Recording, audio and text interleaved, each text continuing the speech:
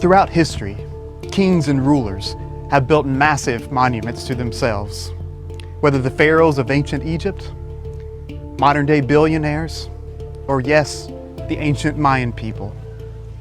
We are here in Mexico, in the Yucatan, which has one of the most impressive collections of ancient Mayan pyramids, palaces, and structures. And these pyramids and structures have long been associated with astronomical calendars, signs, and events. But as much as anything, these pyramids were built for the self-glorification of the Mayan kings and rulers. So why are we here? We are here to tell the story of the Tower of Babel. Now, we do not know for sure where this story took place, but many believe that the context of this story was ancient Mesopotamia, or Babylon, which is modern-day Iraq, which is a little bit difficult to go to these days. And the Mayan pyramids, with their receding steps and temples on the top of the pyramids, are much closer in structure and form to the ziggurats, or pyramids, of ancient Mesopotamia and Babylon than to perhaps any other existing pyramid or structure today. And so these pyramids, at the least, form a great visual of the type of tower that perhaps was built in the story of the Tower of Babel. Now, the whole world had one language and a common speech. And as people moved eastward, they found a plain in Shinar and settled there. They said to each other, "Come, let's make bricks and bake them thoroughly." They used brick instead of stone and tar for mortar. Then they said, "Come, let us build ourselves a city with a tower that reaches to the heavens, so that we may make a name for ourselves. Otherwise, we will be scattered over the face of the whole earth." Now, so far in the biblical story, God has given His people only a few commands that we know of. The first was to not eat the fruit of the tree that was in the middle of the garden.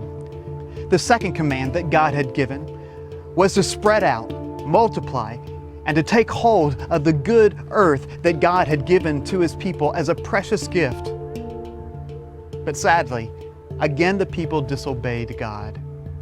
Rather than take hold of the earth and all of its blessings, the people who spoke one language at that time said, "Let us not spread out over the earth. Let's gather together and build a city and build a tower up to heaven." And notice their motivation for this. It was not to glorify God, but they said, "Let us do this so that," note, "we may make a name for ourselves." But their human plans were actually rather pathetic. First, the people, in seeking to build this tower, rather than using stone and mortar, used brick and tar, which may not have been the best building materials to try to build a tower up to heaven. Second, it says that when they built this tower, God comes down from heaven to see it. God is, of course, almighty, all-powerful. He sees everything. This tower was not so mighty or great to God. It would be like a child building a tower in their living room, thinking that their parents would not see this, or that perhaps because they built this tower, they didn't need their parents anymore, because after all, look at this great tower that I built. And finally, the people in building this tower had done this in order that they might make a name for themselves. But God, when He comes down from heaven, says that these people, if they continue to go down this path, speaking one language, there's nothing that they cannot do. Nothing that they cannot do in rebellion against God, nothing that they cannot do to bring about evil into this world. And so it says that God confused their languages, and thus they scattered across the face of the earth. And the name which these people got for all of their pathetic efforts was Babel, which means, ironically, confused. So what do we learn from this story? Well, first of all, it's not wrong for us to want the feedback and the encouragement of others. We are human, and in some sense, in some way, we gain our sense of self from others. But when we make the approval of others, our accomplishments, our talents, fame, fortune, our jobs, our careers, social media, likes and shares, or anything else, the central focus of our lives, it only brings about hurt and heartache and confusion, and usually leads to either pride or depression. There was a young woman who was dating her boyfriend who was terribly depressed. And he told her one day that he wanted to commit suicide. And rather than discouraging him and getting him the help that he needed, she instead urged him to do it more than 40 times. And her motivation was that she wanted to be the grieving girlfriend to receive everyone's attention. And when the young man delayed and said that he was uncertain, she told him, just go ahead and do it. People that commit suicide don't talk about it, they just do it. So do it. And so sadly, the young man committed suicide. And she later said, LOL, laugh out loud, I'm famous.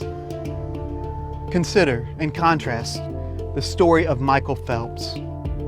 Michael Phelps is one of the most decorated Olympians of all time, having won 28 Olympic medals. And yet, despite all of his success, all of his accomplishments, all of his fame, Michael Phelps struggled with depression. And Michael Phelps, too, tried to commit suicide. But during his recovery, a fellow athlete reached out to him and gave him a book which was about Jesus Christ, called The Purpose-Driven Life. And Michael Phelps, as he read that book, learned about a life not of self-centeredness, but a life of following God and serving God and others. And he said that as he discovered the purpose for which God made him, the purpose for his life, he became a new person. In fact, he started serving and blessing others. And he said that as he did those things, he gained more joy and more happiness than any Olympic medal could ever bring him. So now, how about you? What is the focus and purpose of your life? And what has that focus brought into your life? May you find your purpose and identity in life through following God and serving Him and others.